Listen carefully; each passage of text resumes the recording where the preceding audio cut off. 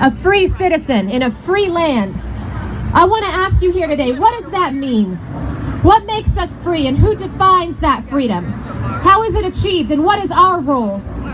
In 1850, after escaping slavery, Harriet Tubman led hundreds of slaves to freedom as a leader in the Underground Railroad. And then in 1920, the 19th Amendment to the Constitution became law, granting all women their right to vote, although states continued to suppress the voting rights of women, and especially women of color, well into the 1960s. In 1955, Rosa Parks championed the civil rights movement in the United States after refusing to surrender her seat on the bus to a white man.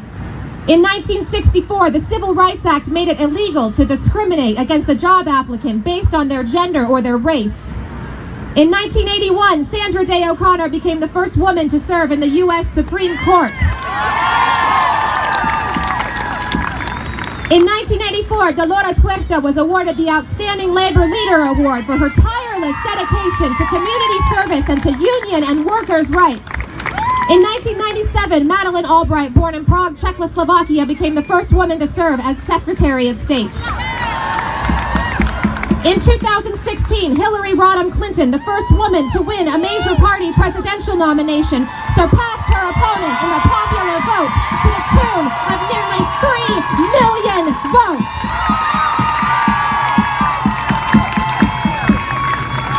Yesterday, we inaugurated her opponent and welcomed a new administration to the White House, and we have a message for them that will not go ignored.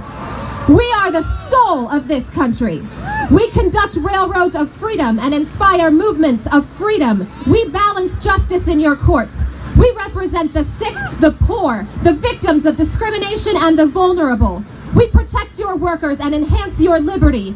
We build your armies inside our bodies, and there is no freedom without equality. There is no freedom without justice. There is no freedom without truth. You will not disregard us, and we are not going back.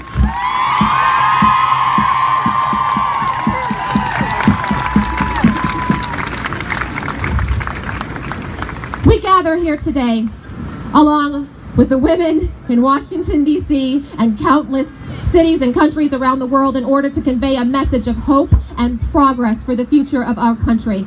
In addition to women's rights, this is a far-reaching movement that seeks to advocate for the rights, the well-being, and the prosperity of all people in the United States. We want to give a voice not only to women, but to people of color, to natives, veterans, the LGBT community, Muslims and religious minorities, youth, immigrants, the disabled, and all individuals who are feeling fearful about a future under an administration that they believe disregards or vilifies them. An administration which has not offered a single leader who represents our convictions surrounding education, healthcare, the environment, and most especially human rights.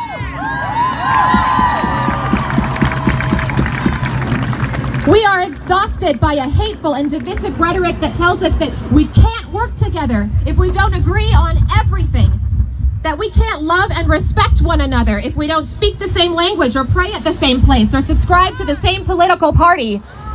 We want to make it clear that we will love each other anyway. We will work together anyway. We will seek the creative solutions and the collaborative measures that draw from the best of each of us as individuals, instead of pulling from assumptions that we've been fed about what might be the worst.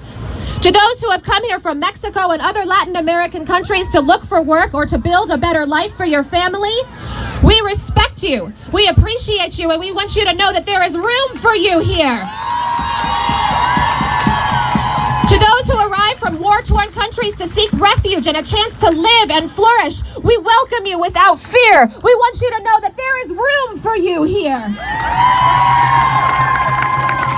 To the conservative Christian father who runs a successful business, we are grateful for your contributions. We respect your point of view, and there is room for you here.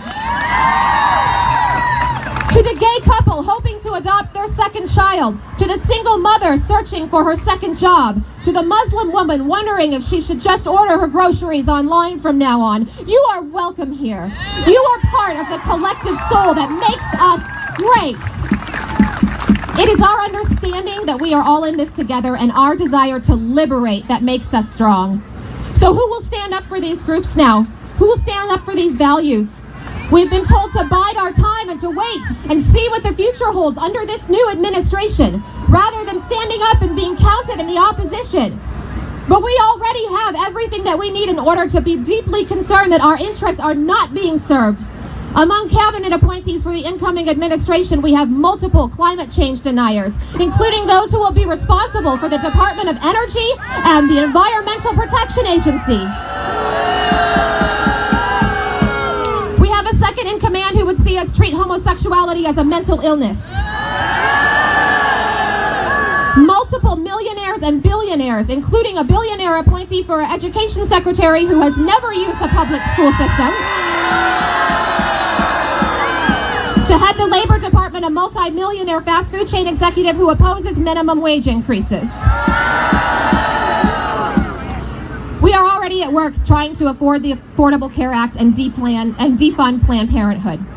As chief strategist, the poster child for the alt-right, who as chairman for Breitbart News managed to give a voice to white supremacy, sexism, anti-Semitism, and a general disdain for immigrants and people of color all at the same time. This is not what the American people want in governmental leadership in our country. These are not our values.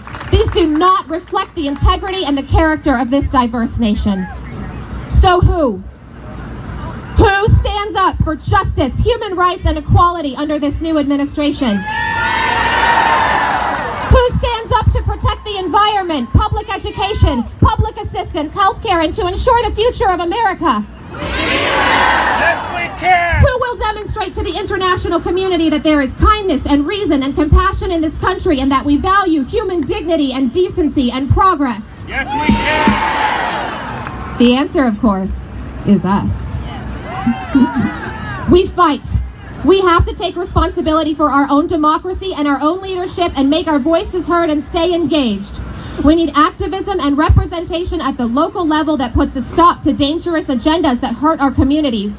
We need to be deliberate and intentional in seeking out opportunities and playing to our own strengths. Volunteer, attend a meeting in your district, write your representatives, run for office, become your representative.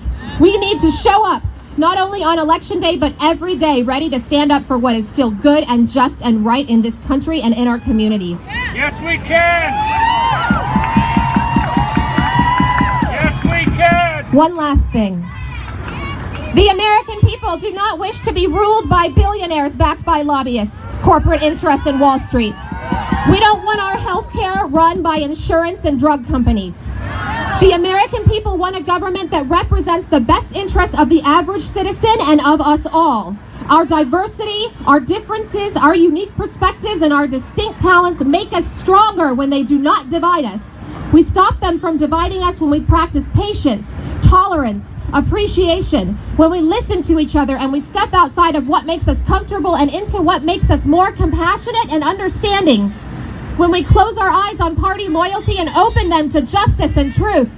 We want a country that works for everybody, but in order for that to happen, it must be represented by everybody. And that is why we need each other. That is why we need you. Yesterday, we mourned. Today, we fight. Today, we march.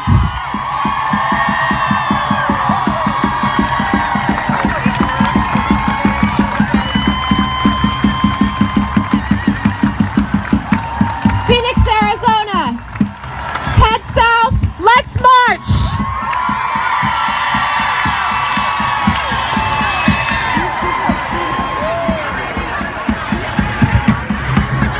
Get in the streets, everybody, the streets are for us.